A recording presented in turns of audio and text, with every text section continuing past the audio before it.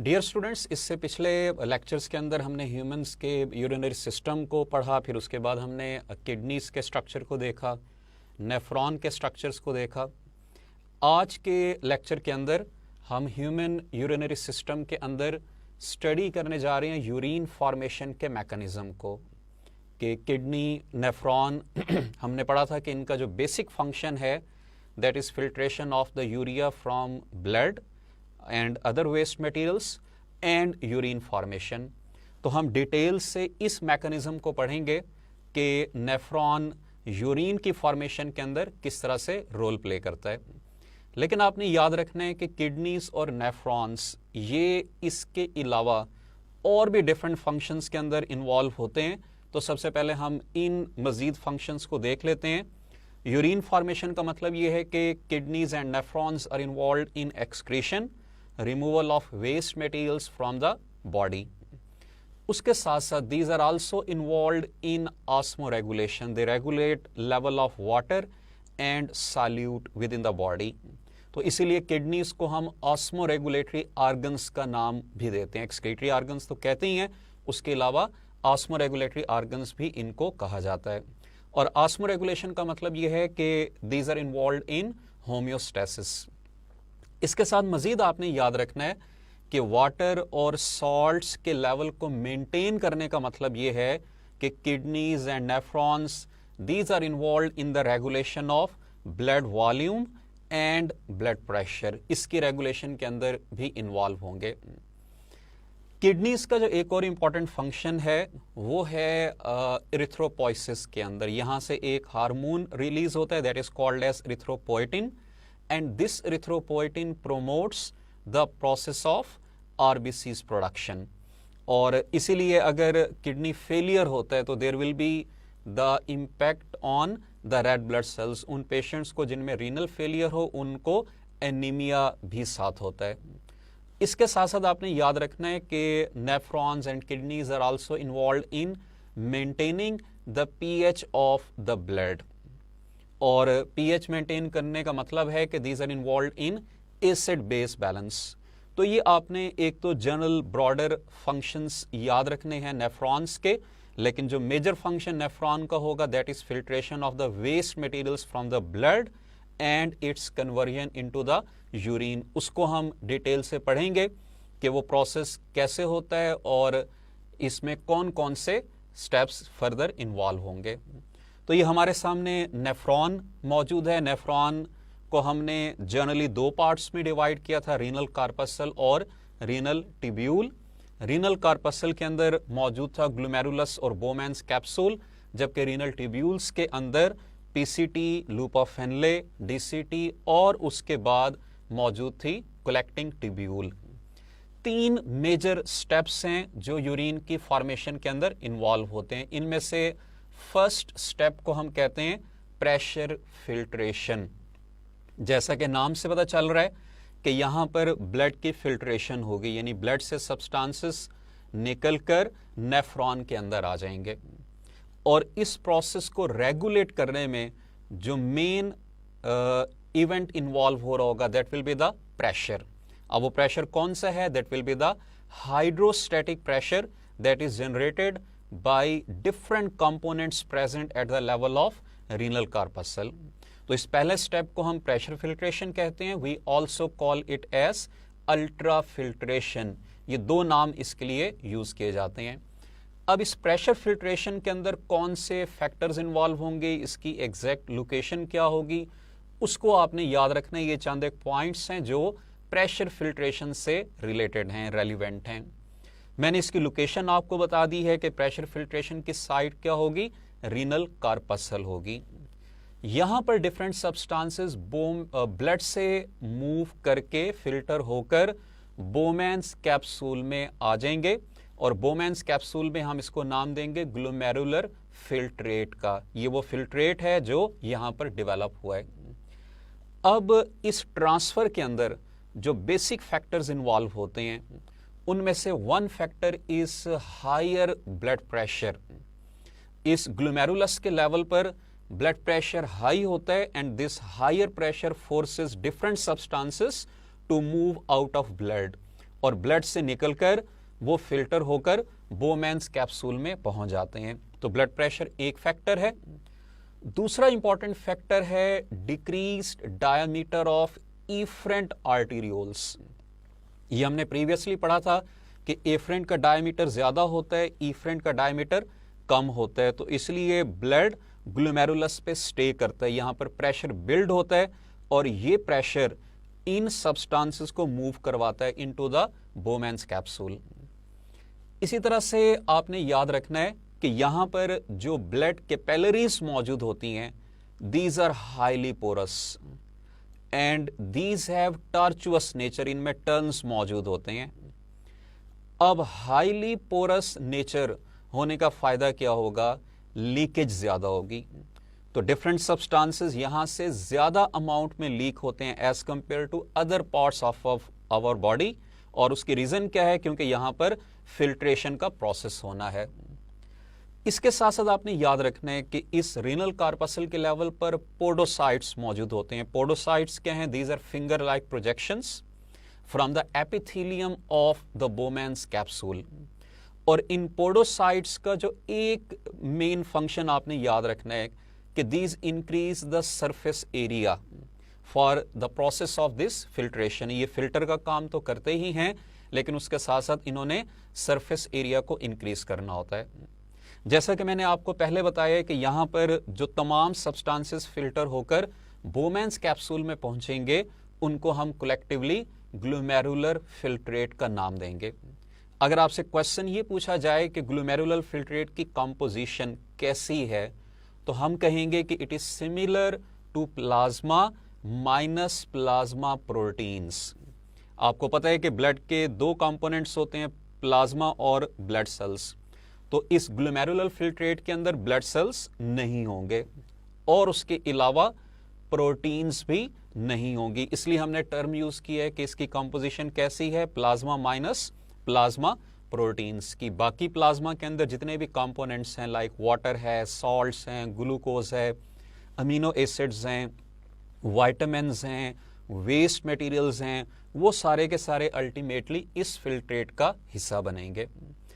अब इनमें से काफी सारे सब्सटेंसेस यूजफुल हैं जो प्रेशर की वजह से ब्लड से निकलकर नेफ्रॉन में आ गए। तो अगर ये यूरिन के साथ बॉडी से लूज हो जाएंगे तो बॉडी में इनकी डेफिशिएंसी हो जाएगी। इसलिए अब नेफ्रॉन ने अगला काम क्या करना है? इन यूजफुल सब्सटेंसेस को रीएब्जॉर्ब करके वापस ब्लड के अंदर लेकर आना है। इसीलिए जो नेक्स्ट स्टेप है उसको हम नाम देते हैं सिलेक्टिव रीएब्जॉर्प्शन या ट्यूबुलर रीएब्जॉर्प्शन।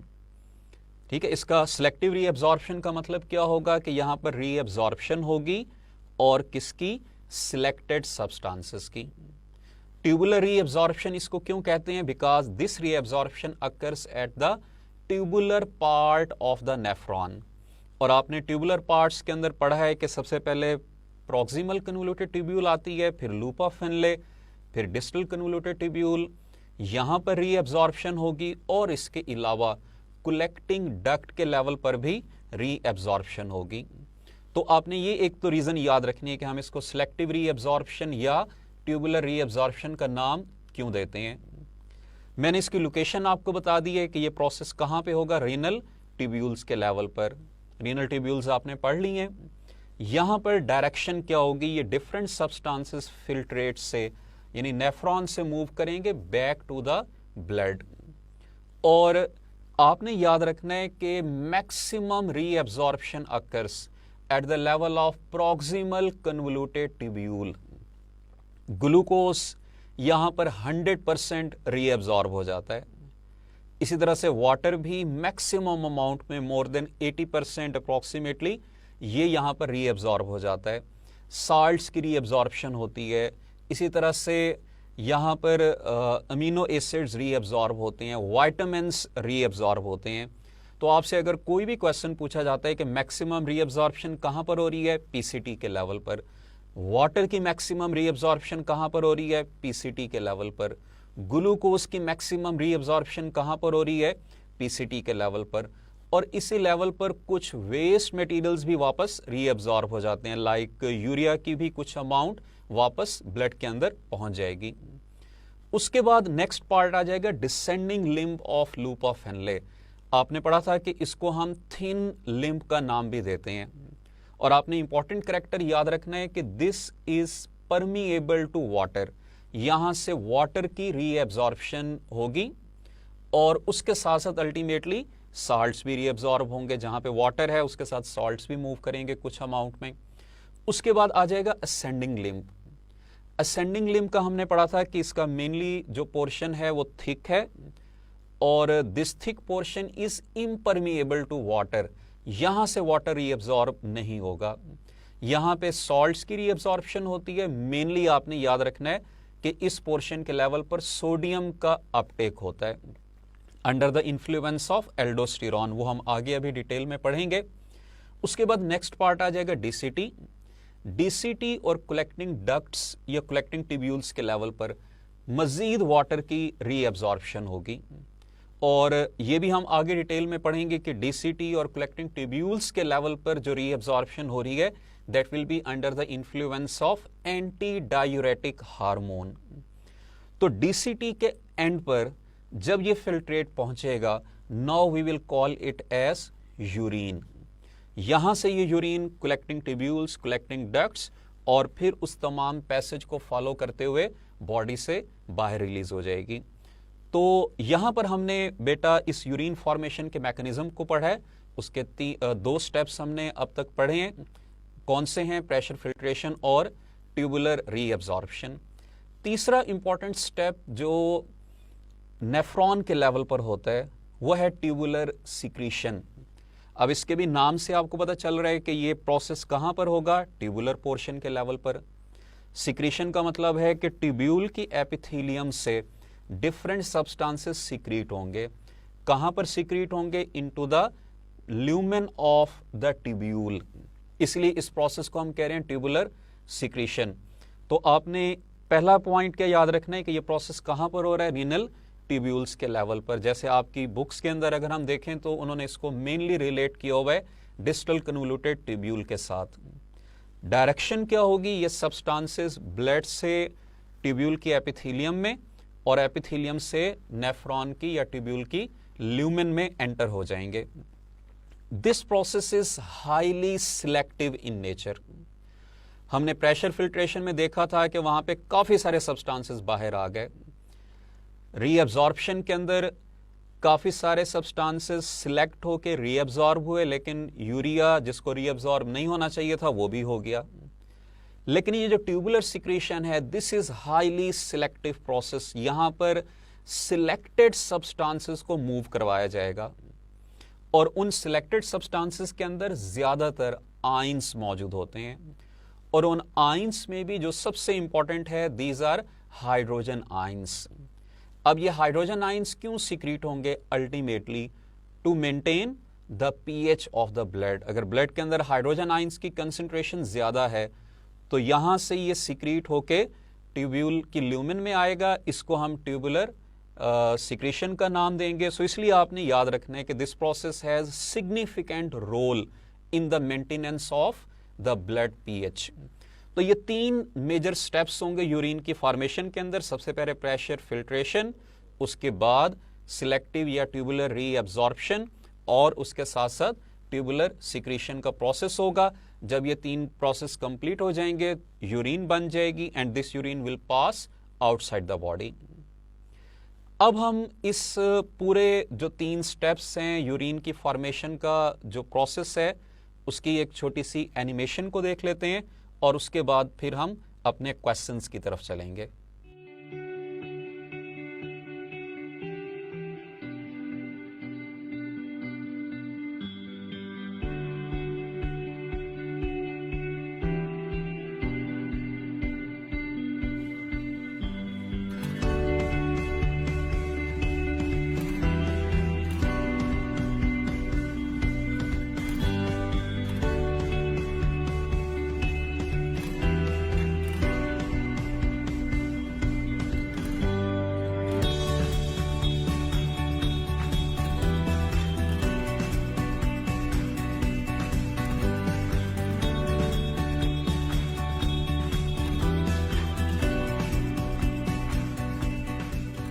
जी डियर स्टूडेंट्स, अब हमने ये जो आज टॉपिक पढ़ा है इसके चंद क्वेश्चंस को प्रैक्टिस के तौर पर कर लेते हैं।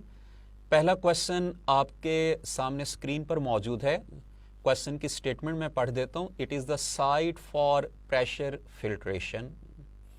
अल्फा ऑप्शन है बोमैन्स कैप्सूल, बीटा ऑप्शन है proximal convoluted tubule, Charlie option है डिस्टल कन्वोल्यूटेड ट्यूब्यूल और डेल्टा ऑप्शन है लूप ऑफ हेनले। हमने 3 स्टेप्स पढ़े थे, प्रेशर फिल्ट्रेशन, रीअब्जॉर्प्शन और सिक्रीशन। आपने पढ़ा था कि जो प्रेशर फिल्ट्रेशन है that occurs at the renal corpuscle और जो बाकी दोनों स्टेप्स हैं ये ट्यूब्यूल के लेवल पर होते हैं। तो यहाँ पर क्योंकि प्रेशर फिल्ट्रेशन का पूछा है तो इसकी करेक्ट ऑप्शन अल्फा होगी, रीनल कार्पसल, और रीनल कार्पसल का मतलब है कि बोमैन्स कैप्सूल के लेवल पर यह प्रोसेस होगा। सेकंड क्वेश्चन आपके सामने मौजूद है, इसको मैं पढ़ता हूं।